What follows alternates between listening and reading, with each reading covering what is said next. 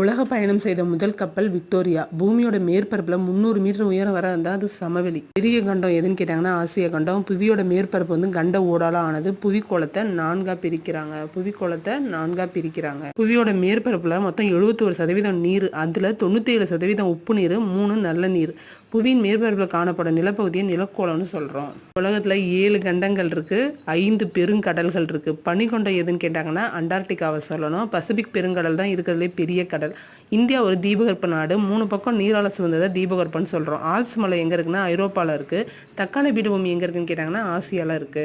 மிகப்பெரிய பாலைவனம் சகாரா. 4 பக்கம் நீர் சூழப்பட்டது ஆஸ்திரேலியா. 23 டிகிரி வட அச்சக்கோடுங்கிறது கடகரேகை. கிழக்கு மேற்கா வரையப்படுறது அச்சக்கோடு, வடக்கு தெற்கா வரைகிறது தீர்க்கக்கோடு.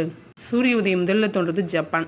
30லேருந்து 50 வரைக்கும் ஃபாஸ்ட்டாக படிக்கணும் அப்படிங்கிறதுக்காக தான் இந்த பதிவு. ஃபாஸ்ட்டாக சொல்லணும், விளக்கமாகவும் இருக்கணும் அப்படிங்கிறதுக்காக தான் இது ரொம்ப பேசிக்கான திங்ஸ் தான். ரீகால்